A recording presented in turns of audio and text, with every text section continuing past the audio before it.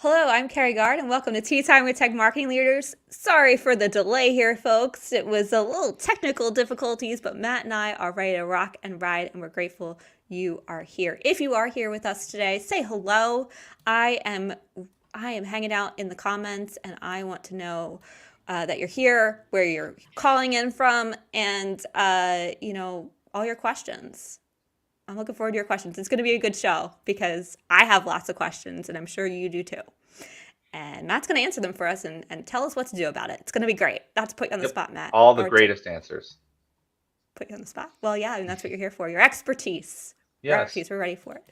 Before we get into it, a little bit about Matt. He's an accomplished sales leader possessing a diverse background within the technology industry. His expertise develops from the direct and indirect selling models combined with management and oversight of multiple technology practices, proven development of top performing sales teams, future sales leaders, and revenue producing sales programs. Matt, welcome to the show. Thank you for having me. Happy to be here. Excited to have you. Now, that was just a little blurb from your LinkedIn. I totally stole it. Thank you for doing my job for me. I appreciate you. But really, what I care about is your story of how you even got into sales, because whether we found marketing or sales or it found us, it's never a linear path like our like our buyer's journey. So tell me your story, Matt. What do you do now and how'd you get there? Yeah, sure thing. Well, I started off in kind of the most traditional way of climbing the sales ladder as a telemarketer. Um, that was the fancy title we were graced with when we started as telemarketers, and smiling and dialing, rolling through the yellow pages, and making calls all day. And obviously, that has matured to roles like business development representatives or sales development representatives now. But back then, we just had a phone. So, I did the outbound business development, grew into an outside sales role, moved into more of a technical overlay role into sales engineering, and then moved into sales leadership roles, overseeing teams, and then started working on the partner side of the business, working with independent partners, then also managing my own sales team.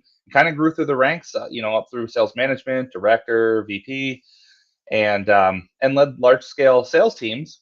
And then in my most recent venture here, joined the sales and marketing and product development functions under one house. And that is my current job duty with Cyber Advisors, is overseeing those three functions of the organization. And all that career leading up to that led me to that desire of merging those together instead of them being different departments or different teams. How are you feeling in this role?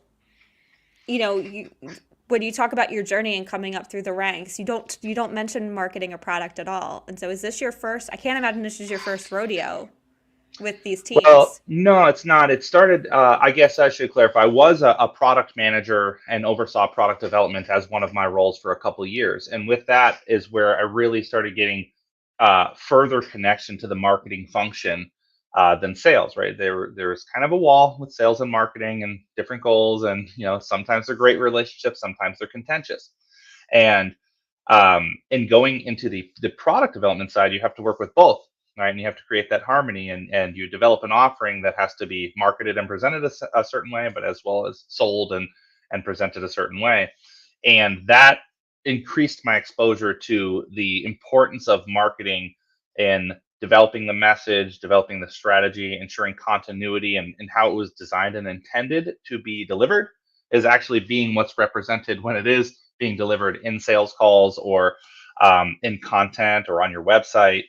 So product management was actually the kind of glue that the product marketing side and sales was what connected the dots for me. That's interesting because I've never really heard it put that way. I mean, product is essentially, you're going to correct me if I'm wrong on this. I've had several product managers on my show, wonderful humans. Um, so going back to those shows and thinking about the themes of it, it really did come down to content, right? Their primary role was to really take the thing and the audience and figure out how to message these things together to drive people through. So it sounds like content has really become, product marketing being the function, but content being the thing that is the glue between all three functions. Yeah, and I always like had this thought that you could have designed the greatest product ever that solves the greatest challenge ever. But if no one knows about it and you can't share it with anyone, it's a ton of wasted effort. And so that was really the connection point for me, was identifying like, and we put all this effort into making something we think solves so many problems, but how do we tell anyone about it? And how do we get them to listen to it and engage with it? So yeah, content is certainly part of that, right? And then also like the Mhm. messaging with the sales team, making sure that they're actually presenting the value points that we worked on for months that we believe are the core value points. And then, getting someone to listen. We spent a lot of time making this. How do we get people to listen? Making people listen. That's an interesting phrase. That's an interesting phrase of making people. It feels like it's an interesting time we're in terms of the buyer because we can't make, in my experience, Yeah. you can't make them do anything. Well, They are maybe it should be completely in the restated driver's. as how do we get them exposure to it and let them Yeah, draw their own conclusion of value? But how do we bring relevancy to what we had designed, and how do yeah, we bring awareness to it? And then that is really the role of marketing, and the combination with product is we spend a lot of time engineering something. How do we bring awareness to it and get other yeah. people engaged with it? I just said this to somebody about, they were talking about website. They're like, we need somebody to build a website and to manage it. And I said, right, but just because you build it doesn't mean they'll come. Hmm. Well, it's true, right? I know we all love the Field of Dreams quote, but at the end of the day, it's actually, from a marketing perspective, a complete lie, and really important to bring people to the well. So I love what you're saying, and I love to think of content as the goal. Actually, I just was talking to a friend of mine who's in sales, and I was like, how do you get your foot in the door? Like, what's the thing you do? And he's like, oh, well, I develop a piece of content, usually a report, and then I try to have a conversation around that report. And I was like, so you're using content? He's like, yes. As a salesperson, I found that fascinating that he's developing his own content to create these relationships. So it makes ton of sense that you would have all three of these functions under the one umbrella that is working with the same content to deliver that value. So in terms of your function now and working with these three teams, what's the biggest challenge y'all are facing? Before we get into the heart of our conversation, it's nice to just know we're all in the same boat of things being hard. Yeah. So what's it Yeah, I for mean, you? it's certainly hard, because those three functions are going to have sometimes contentious goals or timelines. And so aligning timelines with the demands or needs, sales wanting it right away, but marketing having a backlog, or product having numerous projects that are ahead of the one that sales thinks we need most. So I'd say prioritizing the alignment is probably one of the more difficult tasks. And because it's not that we don't need to do all of them. We do need to do all of them, and that's where the harmony comes from. But you have to pick and choose kind of what's first or what's most important or going to have the highest impact to the organization, and then align the resources towards that effort, inevitably disappointing some other project or some other development of that project that was felt more pertinent. And those decisions are typically made based on market opportunity, right? Sometimes how big of a project? Like, is this a net new from scratch? We got to build everything, or are we just revising something so we can get it done quick? And then, furthermore, are our customers actually asking for that? So, really, what we have started implementing more recently is getting our customers involved in the development and prioritization of that list, by introducing them to surveys, and questioning them and allowing them the opportunity to give us feedback on what they like and don't like, what they want to consume or not consume, or what they wish they had that we don't have, and allowing those things to influence our roadmap, and then allowing that to help us use some data back decisions to drive why we're doing this one before the other one. And it's not necessarily we don't need to do the other project, it's just that our customers are telling us if we do this first, they would spend more money with us. So we're going to prioritize that. You're like stealing from the how developers work. I love that. Trevor Van Worden, welcome to the show. So glad to see you, sir. And yeah, love. Thanks for the start. Yeah. Yeah, sales wants everything yesterday, and marketing has a backlog that's going to take years to to get through. So it goes. So But it goes. you mentioned having it all in one org allows me to reshift those priorities like really fast, Yeah. or take action. Like there's an offering we have that's kind of been dormant. We haven't had much activity on it for 6 months, and then as luck would have it, now six clients are interested in it all at once in the same month, right? Totally random, and the content is very lagging on that because it wasn't prioritized because we didn't have a lot of proposals for it, and we didn't really have a big need to fill that. But then instantaneously it was like, hey, why don't these flyers match our new proposal template? And they look totally different. And it's like, well, we haven't even made a proposal for this for 6 months. So we pivoted real quick and essentially made that flyer and that content to match the proposal like on demand, because that immediately went to the top of the list, and it was a low lift task. Like making a flyer and some content on a template wasn't a huge challenge, but it jumped ahead 20 other ones that were in queue just because of the demand from sales. Being able to kind of pull that lever and reprioritize that as the leader of both is what was unique. Is because Yeah. I could see the immediate sales demand, so we had to accommodate those proposals. And of course, a couple of them were RFPs. And so if they're RFPs, they require a lot more information. Hmm. That information was now all of a sudden lacking. Right, but now it's templatized, so you can easily, ideally, repeat. So that's handy. Yeah. Yeah, and I mean, it was riffed off of a template of others, right? So Right. because we were templatized, I was able to pivot really quickly. But that I think might have been a contentious scenario had I not had sales and marketing just rolling under me and being able to make that decision, and product as well, like prioritizing that product that we kind of thought was dormant. And Hmm. then maybe it's due to the time of year that people are starting to think about that type of service, that all of a sudden it's hit our radar, and we have them in pipeline now. That's exciting. I love what you're saying.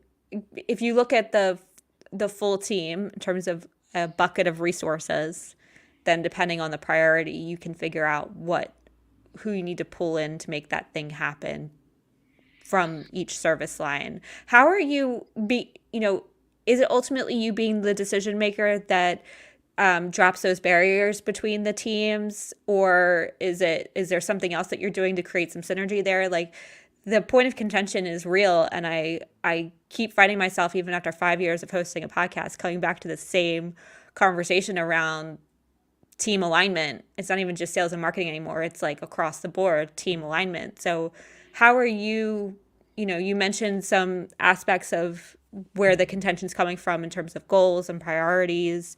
And is it you being able to just be the decision maker that's helping with that? Or how else are To you creating this alignment? to some extent, yeah, having the decision making authority obviously helps, but realistically, we present ourselves as the revenue generation team. And so everyone in my team understands their function is to generate revenue in some way and contribute to that greater goal of the company's growth. And so when we meet as a team, we have a full team retreat next week. And when we meet as a team, each one of those departments are represented with their leadership, but we're all in the same leadership retreat as a revenue generation retreat, not a sales retreat and a marketing retreat and a product retreat, if you will. We are together in um, that whole effort. So everyone's seeing everyone else's priorities or their task list, their to dos, their goals for 2025. So we get to see them, and then people naturally start drawing connections to their own goals and timelines and correlating how we can work together to go. We all can accomplish that in Q2 because we now can have a common goal, or at least see what all the other teams are working on, or maybe where some of those challenges might be in hitting. Sales needs it tomorrow for a meeting, right? But if sales is aware of the challenges that come with that, then different expectations could be set, or they can position, alternative approach to a client or prospect that might allow some grace to the other team members because they're on a team, right? It's not a us On a versus team. them. The dream. The dream. Let's talk about some of the priorities. So we mentioned goals. It sounds like revenue. If everybody's on the revenue team, but how everybody gets to revenue is different, whether you're product marketing or to your point, sales, right? So how are they, you're coming together next week, which sounds magical. Are you going somewhere fun? Where are you going? We're in town. We do have some members flying to town to join us here. And then we have a little offsite venue that we have booked, and then we've got a team dinner. We're going to like a Brazilian steakhouse with the Ooh, uh, tons of meat. So it'll be an fancy. interesting a dinner. See how much we can Oh, eat. it's so important though. I love that. We get together once a year, and I keep moving it up. I like don't want 12 months to go by, so I like I got a 9 months up because I just don't want to wait that long. I love that. So when you get together next week and you're talking about 2025 priorities, how are you, one, I'd love to know where your revenue number is coming from. Usually revenue comes from a CFO or a CEO, and you guys got to then figure out how to get to it. Is there a bit of a bridge there? Like, how are you working with leadership to define the overarching company goal, and then how are you bringing that into your team? Yeah, so certainly working with CFO on current year current year's budget and performance against budget, as well as some forecasting for next year's budget and the goals that go with that. Combine in our business some pro forma of acquisitions that have to be melded into that to reform what the budget would look like next year. So there's certainly collaboration there to get the high level goals of what we need to do on revenue and margin and profitability, as well as by department or by product line, some of the things we need to be aware of.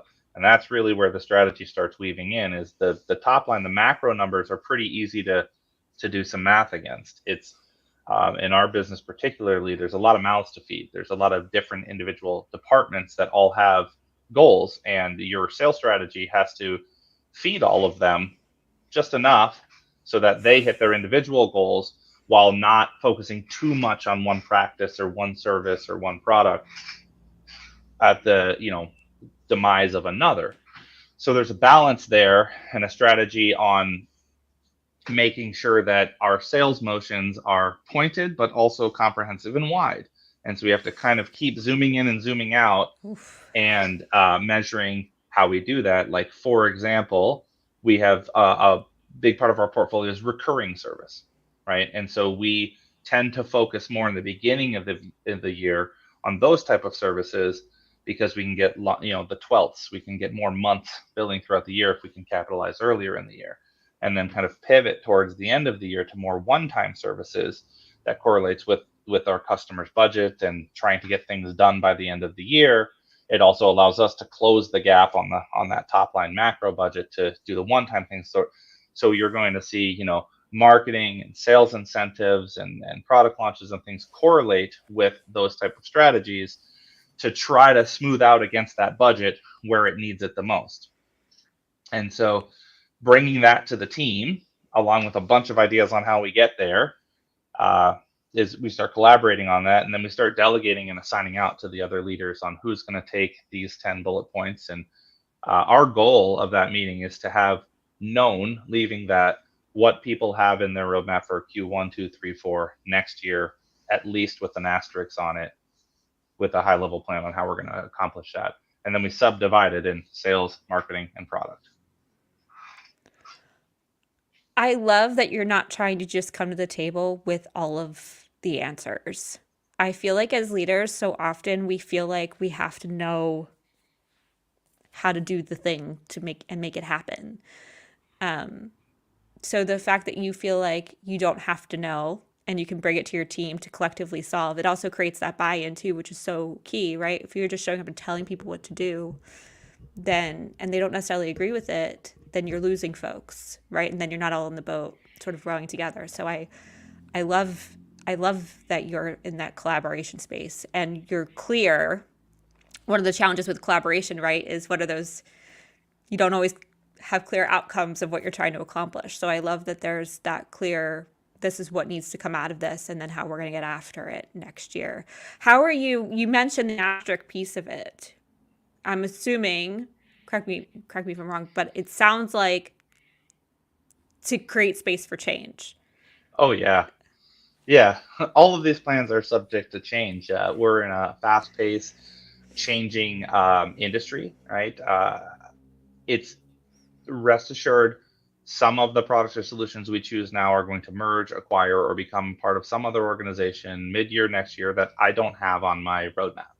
And we're going to have to pivot and change strategy, maybe completely forklift a solution, maybe replace them altogether in our portfolio. And that is not at all in the plan right now. So we know that that's going to happen. So we have to leave some space. It's almost like you leave an empty bullet point that's just blank, and Hmm. it's like to be filled in Q3. And because we just know it's going to happen. And then the other side of our business is we are on an aggressive growth trajectory, both organic and inorganic. So acquisitions are not known right now. I know that we will try to accomplish acquisitions next year. I don't know what they'll be, the make, size, geography, product set, or anything like that. So we have to be aware of that and then make room in our strategy on integrations. So that ties into how we develop products too. We're intentionally developing products with room for ingestion of other products, so we keep them a little more open and less rigid, knowing that we're going to have to continue to mold and accommodate as other offerings come in. I don't know how you prioritize all these moving pieces. So is it, you have your goals for the year and sort of that drumbeat, but then how do you prioritize which you mentioned customers. So are you basically looking to them to sort of dictate where the priorities come from? One of the questions I had when you mentioned that aspect of it was, is it current customers or is it prospects? Like, where are you getting that data from? And then how are you using that to help you prioritize, not just in the moment, like you mentioned, where you could sort of shift on the fly, but in the long term too, of what they might need in the future? So gathering well, first I'll answer like kind of how prioritize, because Mm-hmm. there's kind of three contributing factors. I mean, our clients are one of them. Obviously, my team is another big contributing factor. And when I say my team, I do want to extend and give credit to my service organization. They're a big driver and collaborator with the sales team on things they're seeing that are either broken or don't work or aren't performing the way they need to, or common issues they're seeing in customer environments. We have a methodology for them to bring that forward to us to react to it. So we've created an intake process for the service side of our organization to bring things to sales and product to action them and put them into our queue. So that's another feed source for us because they're out working with the customers every day. They're active in these environments. They can tell us what's really going on, at the That's street level. amazing. And then the third, which actually is the most disruptive, is actually our vendor partners. Um, they can make a pivot on direction on their product portfolio or their partner programs or end of sale, end of life, something, all of those things. And that's going to completely change the trajectory of a plan we may have had. We just recently, I'll keep giving real world scenarios so that we're tangible here.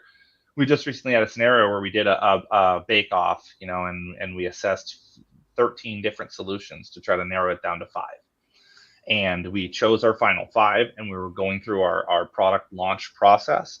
And before we even got to the launch date, one of the 5 we chose got acquired and sold to another organization, and one of the other 8 that was not chosen also got acquired and added to that list. So we didn't even make it through the product launch and evaluation before 2 of the vendors completely changed profile by the end of the process. Oh no. Yeah, you guys have to pivot a lot on the fly. That is, that's why I find your planning for 2025 so fascinating because it sounds like the way you're doing it, which is so smart, and how I think we all should be thinking more about marketing. And marketing is the long game, but you do have to give yourself space to iterate in the way that you're talking. And I find, we put these big plans and big, beautiful presentations. And I've actually sort of moved away from that. I'm like, it's a checklist. These are the things in terms of priorities that need to get done in ideally the order in which we think at this very moment they need to get done. And that will change. But it's a lot easier to move a checklist up and down than it is to then have to redo all these presentations all the time to, kind of show what we want to get Yeah, after. So and I to really that point, like love. we worked a lot. We're starting to focus more on like just templates, right? That we brought up earlier, Yeah, right? so Is smart. maybe not so focused on the completeness of this laser focused presentation and infographic and flyer and the whole campaign, and a little more loose to like, here's the structure of content we want, but then I can change words and I can change graphics and I can change image kind of on the fly, because I want that brand image and that continuity, throughout what we're doing. But we know that there's going to be change. So we Yeah. have put a little more focus on templates. And then also, that allows a little more creative freedom to the users too. Like you had mentioned, that salesperson kind of making their own content. We choose to nurture and enable that, where that's another touchy marketing topic where we want to control that, and no, you can only use these templates and only use these ones that I've made, and don't make your own slides and don't say your own things. um, It's a where bottleneck. if we create enough guardrails around that to know, okay, you can't go that far off course. We got all the core stuff in here, but we even in our templates we leave maybe 3 or 4 blank slides with guiders on them to actually be filled in. And so I they're like not going that. completely rogue by making up slides, right? But we Right. are leaving the blank space to go put your own spin here. Yeah. I think that's so, like, that's the beauty of sales, I feel like, and, the reason why you need both. Trevor, you're on fire today. Um, Trevor just said marketing wants to control sales content. Heavens, what? Um, uh, but I think that's really Well, important sales can get because wild, though. Okay, so let's be fair, right? I've run a sales yes, team too, but that's and why the guardrails are important. you need to inspect what they are delivering and saying, and using. Or my favorite is like, what's on their desktop, right? Because that's the most fun one. Which one's saved to their desktop? Because that's the most tweaked version of your template. Let's update that for you. Save Yeah. this one instead. Hmm. Um, I think that's so cool because when you talk about sales and marketing and sort of their superpowers of how they function, right? Marketing being more of the brand, like the brand awareness, the wide net, so to speak. Yes, it can get targeted and it can be thoughtful and reduce waste, but we're generally saying one thing to many people, right? Where sales can be so thoughtful and targeted and can be more one to one, right? So how many do you mind sharing, like how many accounts does each of your sales team, each person on your sales team generally try and, is it like a So handful? they average, clients about 150 clients, right? 100 to 150 clients per sales representative, with the prospective targets of about 500. So That's they'll maintain 100, 150 that they have, and then they're kind of mhm. going through their target list of say 500 more. And you'll see movement of say 20 ish a Yeah. year in and out. Yeah, that makes sense. Yeah, so that personalization piece of giving them the blank space to play with, to cater to their individual audience of, update company name here and person's aspect here and title and those elements of personalization actually go such a long way, and as I really believe is the superpower of sales. So hats off to your team and giving them the space, the thoughtful Another space. another tangible way that we do that that's really been powerful, that I this one I love. I perk up about it a little bit. Is the sales operations component. So the actual like quotation templates. The design and the format is a marketing function, what they look like, and then what content is, attached to it. Uh, the quoting and pricing is sales, right? But the SKUs and the catalog is product. So even that simple function of creating a quote is those three teams working together. And there can be a lot of deliberation on what a proposal should look like to a client. Mhm. It's a remarkable That is phenomenon. remarkable. I don't think a lot of people understand how much deliberation there is on like what that sheet of paper to, or PDF, no sheet of paper, but you know what I mean.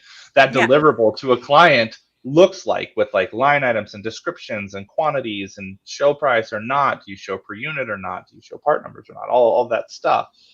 Um, and typically, organizations had chose away. This is the way we present them. And then there's a subset of sellers that are frustrated with that, and they're going to try to modify them or make their own. So in that same concept, we have created guide rails and we have created 3 templates that allow them to pivot and choose which they prefer. And that can even be opportunity based.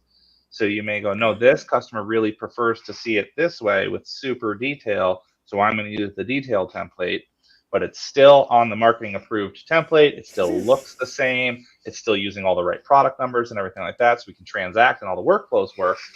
But I think that's a perfect harmony of those 3 teams and just making a proposal. Yeah. Yeah, that's amazing. I need 1 second. I need one Yeah, second to go help my ahead. mother-in-law. I will be right back, folks. Um, yeah, 1 second. 1 second.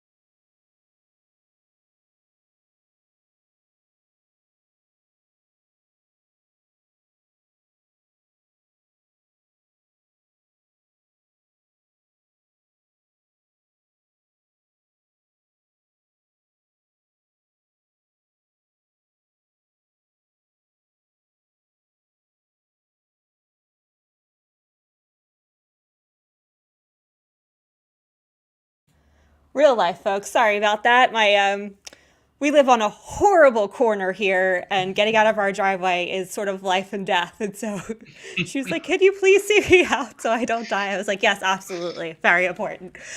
Oh, well, Back we to share that. My driveway, I have a hill on mine, so when you're backing out of the driveway, you can't see the cars coming over the hill. So, you just got to take a put your chance and foot back down, out. Yeah. just go.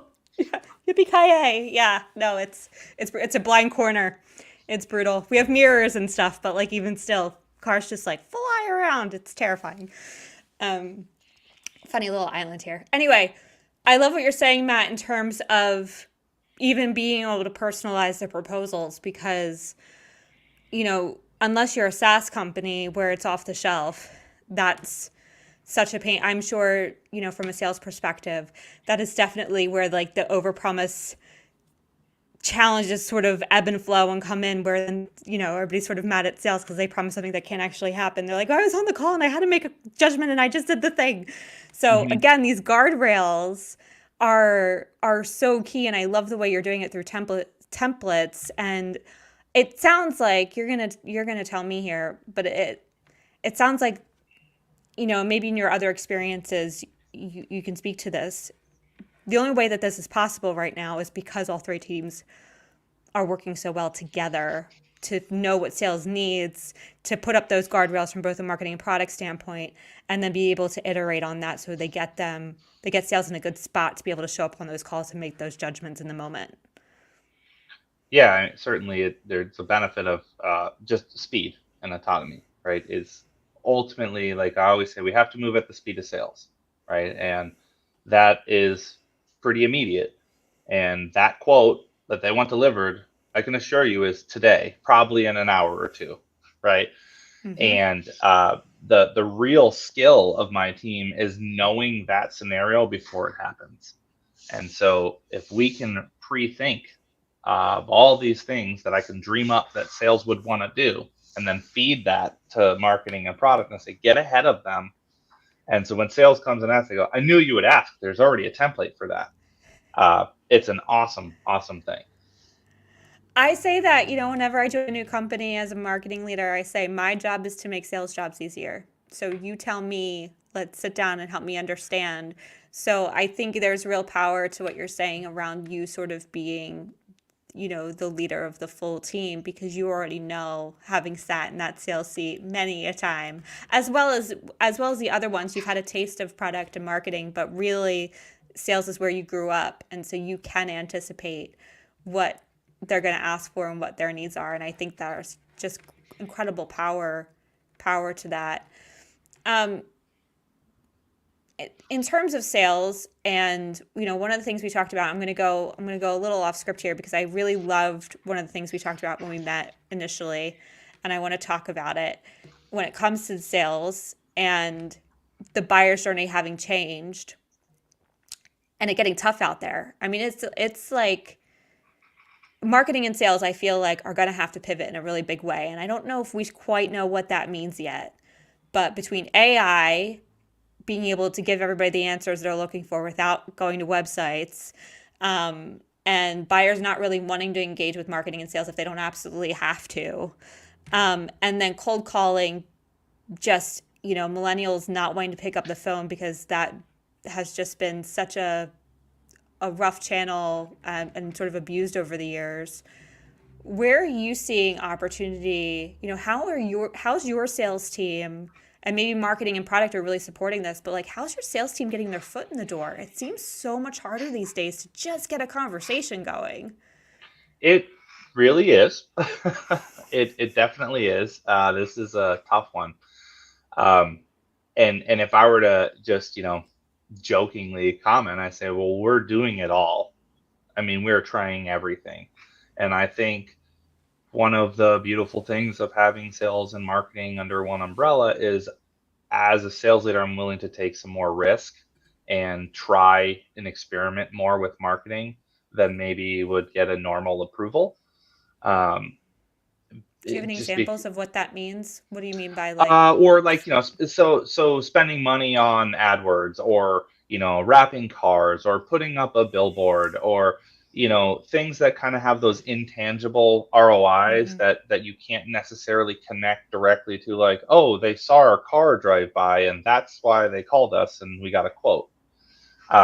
That's hard, and a lot of times as a sales leader you're looking for that linear path of like, how did, because in a cold call, it's I called them, they answered, I set a meeting, we did a proposal. It's very linear how we got there, so you have a very tangible ROI that if I just call a million times I can get this many proposals out, right?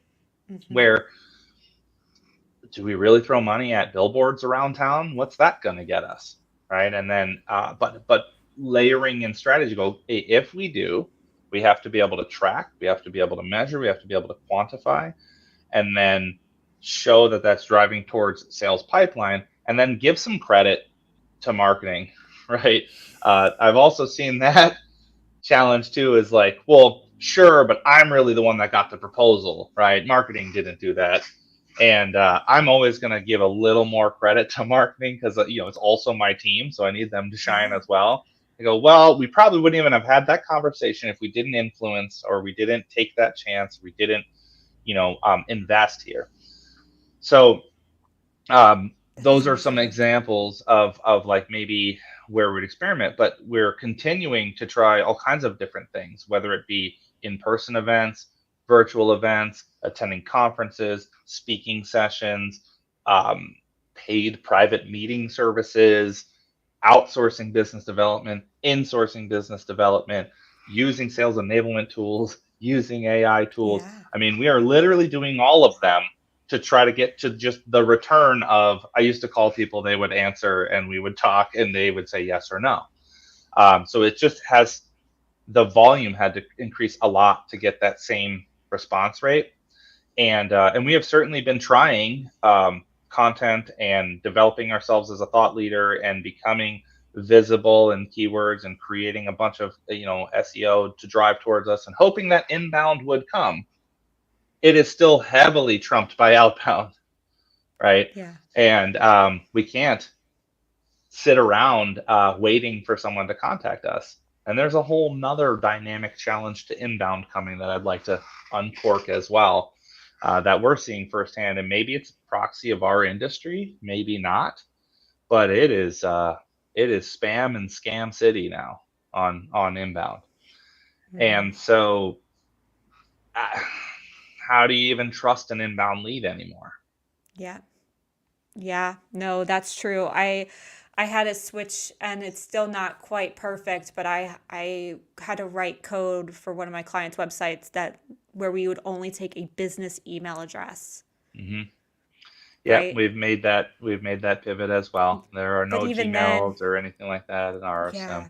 So it's better, but it's still not, people can still get around that. yeah. It is a needle in a hay. It does feel like a needle in the haystack these days. And I love what you're saying of outbound channels are shutting down. Oh, Trevor, say more around that. Mm.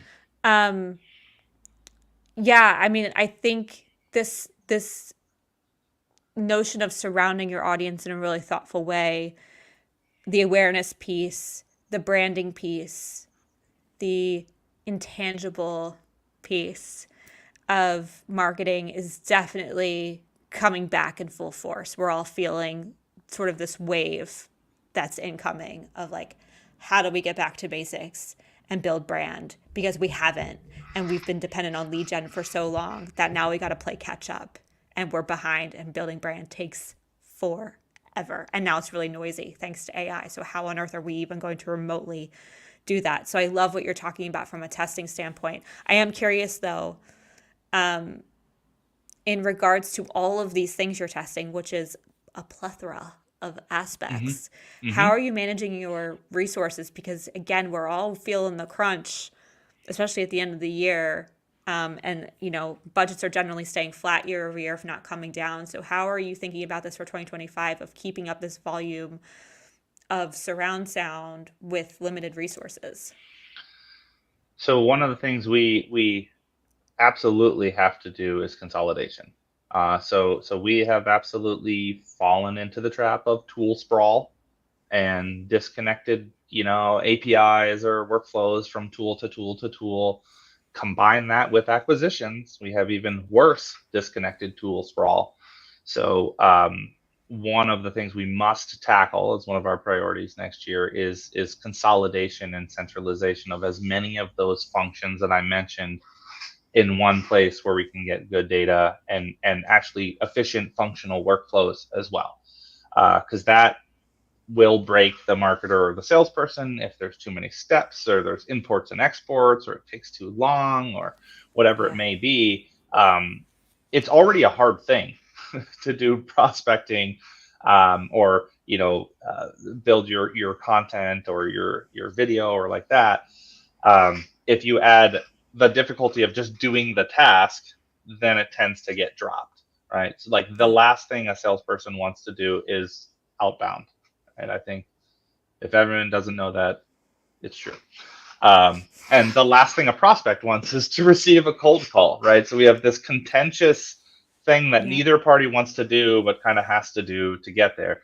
So if you can make that frictionless, easy, maybe even fun, uh, then we'll get some adoption there.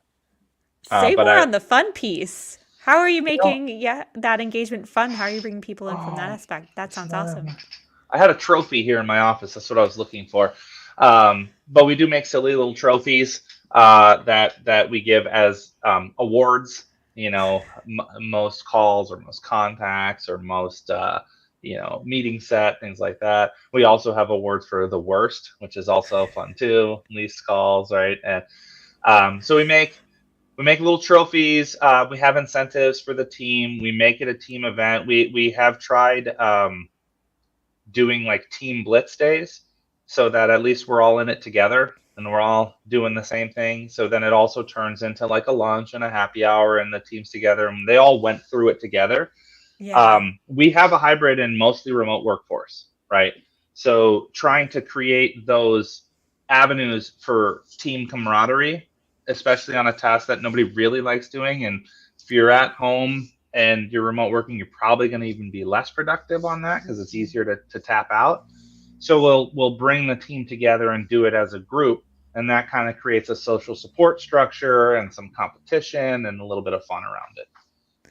That is, yeah, especially for the things you don't want to do. That sounds like a great way. It's how I get my kids to fold their laundry. No, nothing works better than a sock competition. Who can pair the most Mm-hmm. socks? Let's go. Yes, yes.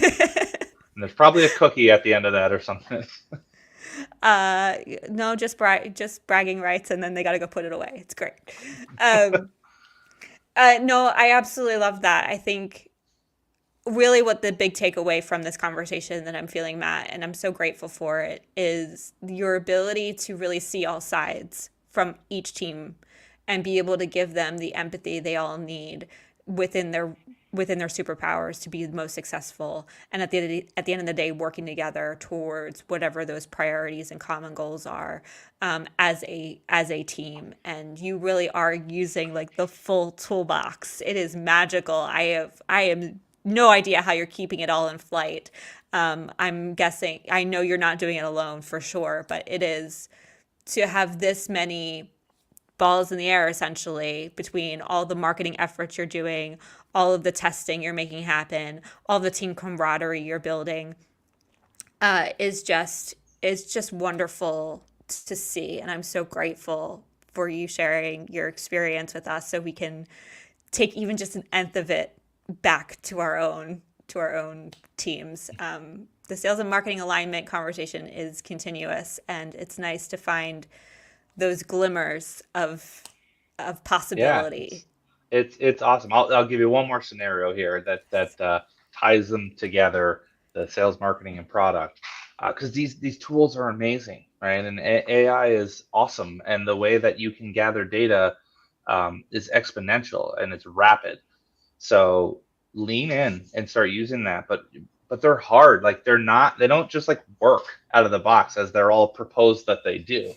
And so they're a little hard to administer and get to function. But like an example on those blitz days, the revenue operations and marketing team generated templated emails and some call scripts, and we collaborated with a couple manufacturers that we were representing those solutions, and we kind of built the pitch deck, right? So we feed that to sales, but again left the room for customization because nobody wants to read a script, but it gave them the guidelines of like hit these things, but at the same time having call recording and transcription on those calls and allowing that rebound data back and then feeding that to the product team, they were able to identify maybe two or three of the top rebuttals or challenges on why someone didn't want to consume at that time or talk about that solution. So that collaboration again helps going, okay, maybe we thought the value point were these three things, but then we went out and tested and called, 5,000 people, and we found that they brought up another value point that we weren't even thinking about, and that came up 20% of the time on these calls as a no rebuttal. Maybe let's pivot the marketing message and let's pivot the value prop of the service to answer that. Okay, let's go call another 5,000 and see if those results increase. And so it's like this constant experiment that does require 5,000 touches, right? But it's like this constant experiment and revision. I think the biggest learning lesson for us is let's not assume we know what our customers want and what the value is. Yes. Yes. And what a beautiful way. I've never heard of a blitz day. But what I love about it is, I'm not, I'm kind of, I agree that cold calling is a dying art. As a receiver, I don't pick up my phone. I'm not a fan of them. I don't like being interrupted. Um, but the power of the way that you're talking about it right now is in that learning and that data and being able to pivot on the fly that way. I imagine when you came out of those blitz days, your messaging was so much tighter as you went into normal conversations that didn't have so much pressure on them. And they were probably landing significantly better just because you gave that it's why diamonds are made, right? They're made under that kind of pressure. And so what a beautiful way to learn very quickly with everybody involved and creating that feedback loop through AI. That is that's magical. And yay that you have enough. I think one of the struggles a lot of folks are having is why outbound is really really hard is because they don't have the numbers to be able to make that many calls and Yeah. Well, and I mean, burn that many. transparently, like you have to use an auto dialer, and so that's a great efficient tool for outbound sales, and it dials, and you only talk when it connects. So that allows them to make Focus. 500 calls, right? Got But it. they're not actually making the calls. The system's making the calls, and so you also kind of shield yourself from all those declines, Mm-hmm. or all those empty calls that you make, because they're not really impacting you. You're only connecting with the calls that are answered. Right. Look at all this. Lots of learning here. I am going to transcript this. We're gonna wrap it up in an overview. Don't you worry, it'll be on the website so you can skim it later, and we'll have the notes ready for you to figure out how you're going to start implementing this and bringing your sales and marketing and product teams in alignment. How you're going to be able to pivot with templates and giving your sales team the right kind of guardrails they need for that personalization, but without going rogue, and how you can create these moments for your team in camaraderie and while also meeting goals of the company. Wow. Wow. Yes, that will all be in the show notes. Matt, if people want to learn more about you and Cyber Advisor, where can they find you? They can absolutely find me on LinkedIn. That's like my most active spot. Surprise, surprise. Matt Kanaskie, Cyber Advisors. You can find me on LinkedIn. Wonderful. Before we leave, you are more than a seller, more than a marketer. Tell me, we got 2.5 months left here of 2024. What are you most looking forward to personally as we wrap up the year? Well, I love the holiday season. So I love fall. I love that the weather's getting cool and crisp. The leaves are changing.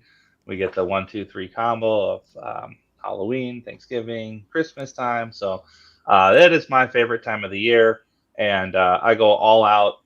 So I got so many light bulbs on my house that I'll probably blow a breaker. Oh, But pictures. I love I love dolling up the house every year with all the Christmas lights, and that collection keeps growing every year. So I'm really looking forward to that. I'm gonna need pictures. And do you go all out for Halloween as well, or just or Oh yeah, just? yeah. I still dress up. Yeah, I dress up and come to work too. So Oh, this I year want to I'm know what going to your be the Mad costume is. Hatter. Oh, Mad you're gonna be Hatter Mad from Hatter. Yes. Yes, yep. So Yes. I will. I'll be wearing that at work and joining video calls for a day on that. Oh, that is fantastic. Again, we're gonna need some pictures, Matt. You're gonna need to share that love. That is amazing. I love it. I love the fall too. This is the best time of year for sure. I miss Halloween. We don't have Halloween here. We do, but we don't. It's not Halloween the way that I know. I know. So I'll be living vicariously. Thank you so much, Matt. I'm so grateful for this conversation. Thank you to our listeners. Trevor, Leanne, I see you. I appreciate you.